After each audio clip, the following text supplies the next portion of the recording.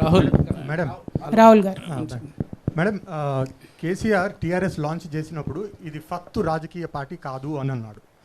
తర్వాత he said yes we're a political party. No మీరు Jagruthi start చేసినప్పుడు it started off as a cultural organization. ఇప్పుడు మీరు it has escalated into a political party. No this shows your party falls in a clear pattern within the family to develop two centers of power right in the bud. How do you react to this? Well, you are very wrong. I am sorry to say that, because I was suspended from BRS party without even being asked for an explanation.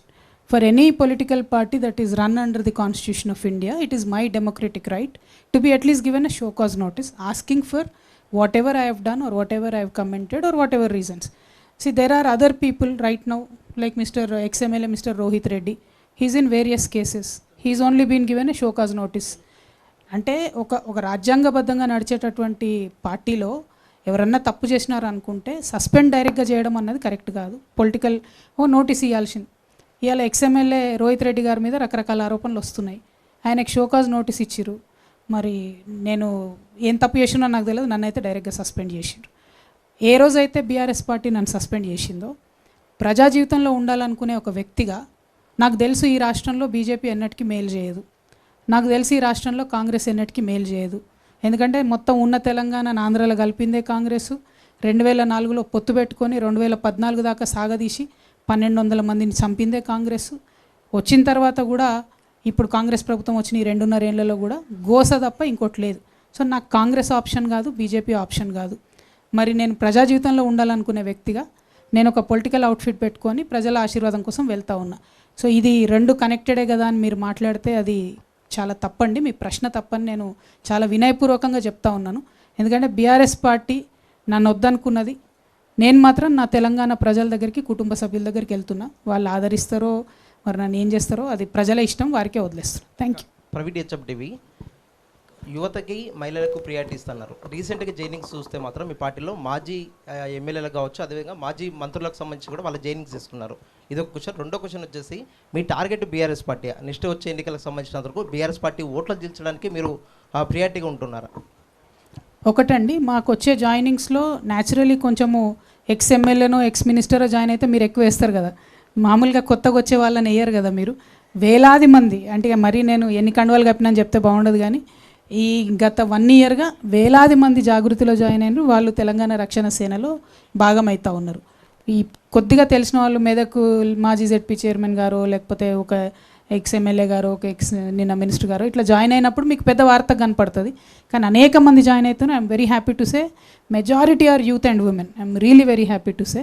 So రేపు ఫ్యూచర్లో కూడా అనుభవజ్ఞులను పిడికెల మందిని తీసుకుంటాం. వారి అనుభవం లేకుండా ముందుకెళ్ళలేం. At the same time youth and ఉమెన్కి ఎక్కువ ప్రయారిటీ ఇస్తూ ముందుకెళ్తాం. నాకు టార్గెట్ బీఆర్ఎస్ కాదు, కాంగ్రెస్ కాదు. నా టార్గెట్ సింపుల్, సర్వోదయ తెలంగాణ సాధించాలి. దానికోసం ప్రజల మధ్యలో ఉండాలి.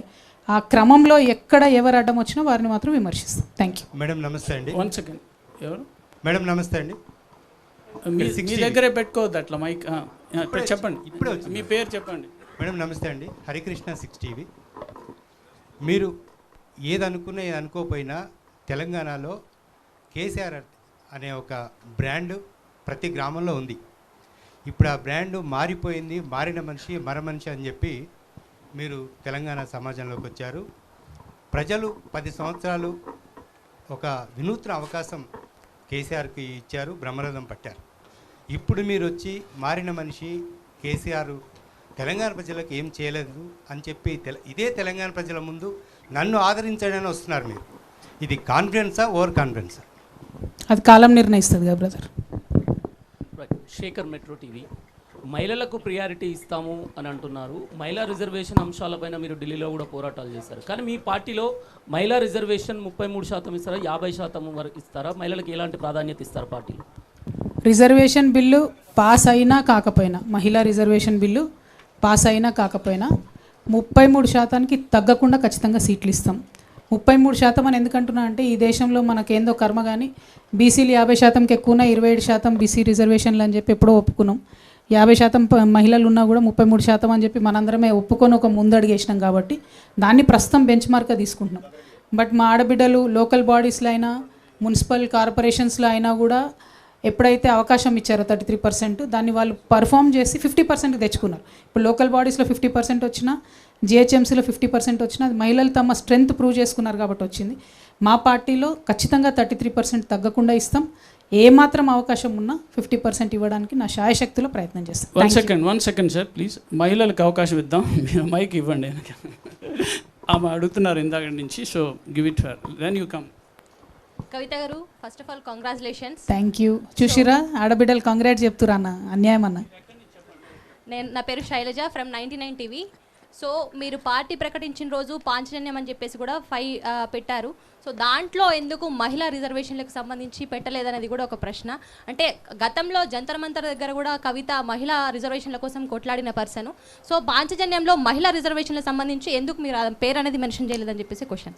మహిళ అనేది ప్రత్యేకంగా మెన్షన్ చేసే కేటగిరీ కాదమ్మా. ప్రతి అంశంలో విద్య అయినా, వైద్యమైనా, సామాజిక న్యాయమైనా, ఉపాధి అయినా, వ్యవసాయమైనా ప్రతి దాంట్లో మహిళలదే ప్రాధాన్యత. ఇలా వ్యవసాయం అనగానే, రైతు అనగానే అందరూ మొగ రైతు బొమ్మేస్తారు. కానీ ఇంట్లో ఆడవాళ్ళు పొలంలో పని చేయకుండా ఒక్క గింజ కూడా బయటికి రాదు. అది గ్రౌండ్లోకి పోయి చూసేటటువంటి వ్యక్తిగా మా మహిళా రైతులు ఎంత కష్టపడతారో నేను చూస్తున్నాను. ఇవాళ వ్యవసాయం కోసం నేను చెప్పే ప్రతి విషయం, విద్య కోసం నేను చెప్పే ప్రతి విషయం, నేను మళ్ళీ ఒకసారి మొత్తం నా స్పీచ్ అయ్యా కూడా చెప్పాను. ఈ అన్ని అంశాల్లో అండర్ కరెంట్గా పురుషులకు ఎంత అవకాశం వస్తుందో మహిళలకు కూడా అంతే అవకాశాలు ఇస్తాను. నేను ఒక మహిళగా ప్రత్యేకంగా మహిళల గురించి చెప్పే అవసరం లేదు. డెఫినెట్గా నా మైండ్ ఫస్ట్ మహిళల దిక్కే పోతుంది, మహిళల కోసమే పనిచేస్తుంది. ఆ ప్రయారిటీ ఖచ్చితంగా ఉంటుంది. అది పొలిటికల్ పొజిషన్స్లో అయినా సరే, ఫైనాన్షియల్ ఎంపవర్మెంట్ స్కీమ్స్ అయినా సరే, సోషల్ జస్టిస్ అయినా సరే. ఇవాళ అందుకోసమే ఓబీసీ రిజర్వేషన్ గురించి మాట్లాడినప్పుడు మన మొత్తం రాష్ట్రంలో ఓబీసీ కోటాలో బీసీ మహిళలకు ఉపకోటా ఉండాల్సిందని డే 1 నుంచి కమిట్మెంట్తో నేను పనిచేస్తూ ఉన్నాను. డే 1 నుంచి నేను చెప్తా ఉన్నాను. సో ఆటోమేటిక్గా నా మనసు మహిళల దిక్కే గుంజుతుంది. ప్రత్యేకంగా నేను చెప్పినా చెప్పకపోయినా మా అక్క చెల్లెలు అనేటటువంటి వాళ్ళు నాకు ప్రయారిటీ అంశంగా ఉంటారని మాత్రం తెలియజేస్తాను. మల్లికార్జున్ రెడ్డి, సాక్షి చీఫ్ రిపోర్టర్ని. మీకు కంగ్రాచులేషన్ చెప్తున్నాను. థ్యాంక్ యూ అన్న. బలవంతంగా చెప్పించుకుంటున్నట్టున్నా కదా. 2 ప్రశ్నలు. ఒకటి ఏంటంటే, గతంలో కేసీఆర్ గారు పార్టీ పెట్టడం అంటే పాన్ డబ్బా పెట్టినంత ఈజీ కాదని అన్నారు. అంటే ఒక పార్టీ నడపాలంటే చాలా రిసోర్సెస్, చాలా వ్యూహాలు, ఎత్తుగడలు ఎన్నో అవసరం ఉంటాయి. ఒక మహిళగా అట్లాంటి శక్తి సామర్థ్యాలు మీరు ఉన్నాయని అనుకుంటున్నారు. రెండోది వచ్చేసి అంటే దానికి అది అంటే మీ కార్యాచరణ ప్రణాళిక అనేది పార్టీని నడపడంలో ఎట్లా ఉండబోతుంది.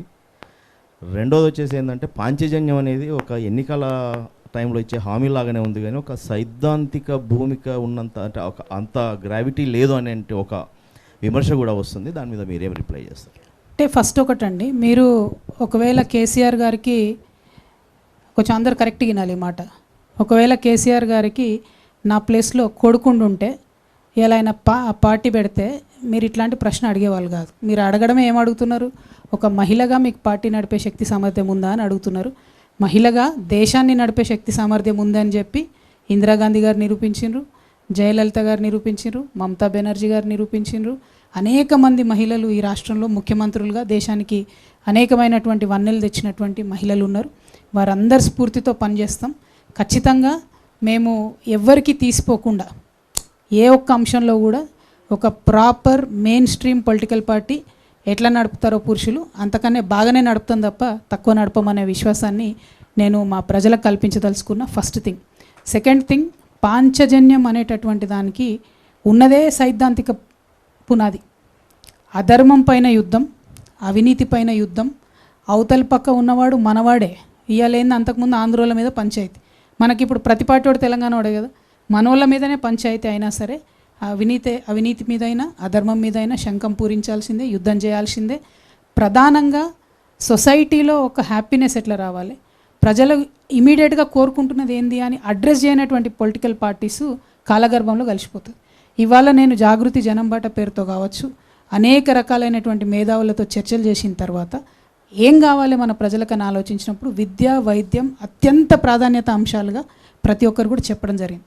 ఇవాళ డిస్ట్రెస్ ఎట్లా ఉంది అని అంటే సొసైటీలో హైదరాబాద్లో పేద మధ్యతరగతి వాళ్లకు విద్యా వైద్యం మీదనే ఇల్లు గుళ్ళు అయిపోయే పరిస్థితి. కాబట్టి అది ప్రభుత్వం టేక్ కేర్ చేయాలి అని చెప్పి నేను ఒక వెల్ఫేర్ స్టేట్ అనేటటువంటి కాన్సెప్ట్తో నేను మాట్లాడుతూ ఉన్నాను.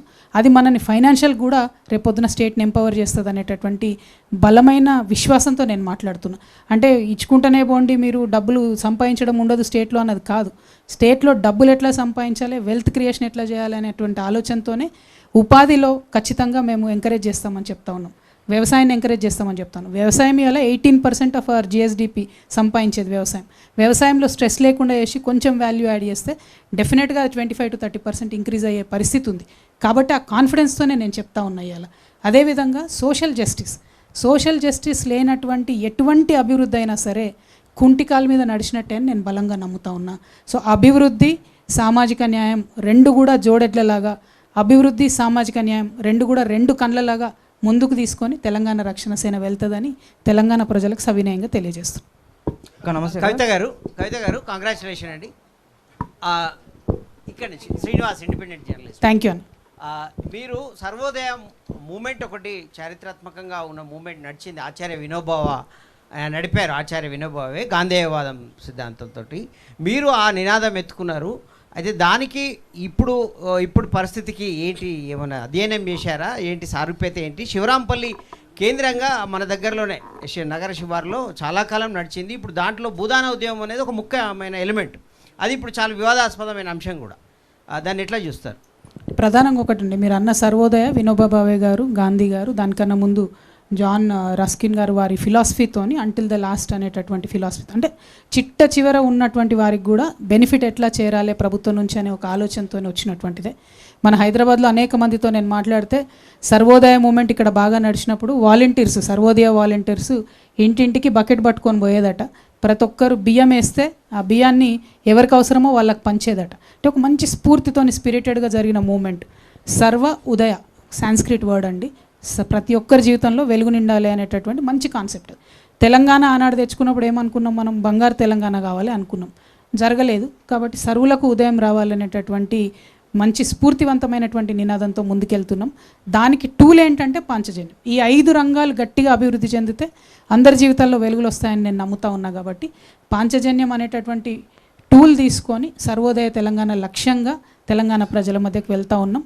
ఖచ్చితంగా సక్సెస్ అవుతానని నేను నమ్ముతాను. నమస్తే కవిత గారు. నమస్తే. నమస్తే అక్క, నేను ప్రదీప్, వెలుగు రిపోర్టర్ని. First I would like to say all the best అక్క. యాక్చువల్గా మీరు చాలా కాన్ఫిడెంట్గా చెప్పారు, నెక్స్ట్ 2 yearsలో మేము అధికారంలోకి వస్తున్నామని చెప్పేసి అన్నారు. బట్ అధికారంలో రావాలంటే ఫస్ట్ గ్రౌండ్ లెవెల్లో పార్టీని బలోపేతం చేసుకోవాలి. యాక్చువల్గా ఫేసెస్ అనేవి ఇంపార్టెంట్. మీరు చూసుకున్నట్లయితే చాలామంది మంచి వాళ్ళు ఓడిపోయారు గతంలో. ఎన్టీఆర్ కావచ్చు, ఈటెల రాజేందర్ లాంటి వారు కావచ్చు, లేదంటే కోర్స్ మీరు కావచ్చు, అట్లాంటి ఓడిపోయారు. బట్ క్షేత్రస్థాయిలో మీరు అట్లాంటి లీడర్స్ని ఎవరైనా తీసుకురాబోతున్నారా? సో మీ అధికారం రావాలంటే అది ఇంపార్టెంట్. అండ్ మీకు నెక్స్ట్ ఇమినెంట్ ఛాలెంజ్ వచ్చేసి మీకు పంచాయత్ ఎలక్షన్స్ ఉన్నాయి, పరిషత్ ఎలక్షన్స్ ఉన్నాయి, అండ్ గ్రేటర్ హైదరాబాద్ ఎలక్షన్స్ ఉన్నాయి. సో దాన్ని ఎట్లా ఓవర్కమ్ చేస్తున్నారు మీరు? ఎట్లా ఓవర్కమ్ చేస్తారు? ఒకటండి, first of all Telangana Rakshana Sena will be a cadre based party, not a leader based party. Cadre based ఎందుకంటున్నా అంటే నిరంతరం ప్రజలతో టచ్లో ఉండి ప్రజల నుంచి వచ్చే సమస్యలను అడ్రస్ చేసేటటువంటి ఒక పార్టీగా ఉండాలని నేను బలంగా కోరుకుంటున్నా. మరి గొప్ప గొప్ప లీడర్లు ఉన్నటువంటి పార్టీలు కూడా ఓడిపోయినాయి. మీరు అన్నట్టు ఇందిరాగాంధీ ఓడిపోయింది, పివి నరసింహారావు ఓడిపోయింది, ఎన్టీఆర్ ఓడిపోయింది. లీడర్ అన్నది ఇంపార్టెంట్ కాదు. లీడర్ని ఎవరు తయారు చేస్తారు? ప్రజలే తయారు చేస్తారు. కానీ అదే పార్టీలో ఉండేటటువంటి క్యాడర్ ఇంటింటికి పోయి ఆ లీడర్ని పరిచయం చేయడం, ఆ పార్టీకి సంబంధించిన అంశాలు చెప్పడం. కానీ ఆ క్యాడర్కి ఇలా ఏ పార్టీలో రెస్పెక్ట్ ఉంది చెప్పండి? భారతీయ జనతా పార్టీలో పనిచేసే ఏ కార్యకర్త కూడా ఇలా హ్యాపీగా లేడు. కాంగ్రెస్ పార్టీలో పనిచేసే ఏ కార్యకర్త కూడా ఇలా హ్యాపీగా లేడు. బీఆర్ఎస్ పార్టీలో పనిచేసే ఏ కార్యకర్త కూడా హ్యాపీగా లేడు. తెలంగాణ రక్షణ సేన మాత్రం అది మార్చాలనుకుంటుంది.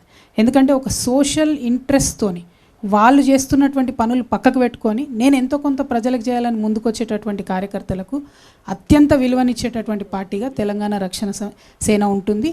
ఖచ్చితంగా ఒక క్యాడర్ బేస్డ్ పార్టీగా ప్రతి బూత్లో మేము కమిటీలు వేసుకుంటాం. Not for every village, every booth మాకు కమిటీస్ ఉంటాయి. అద్భుతంగా పనిచేస్తాం. ప్రతి జిల్లాలో ఆఫీసులు పెట్టుకుంటాం.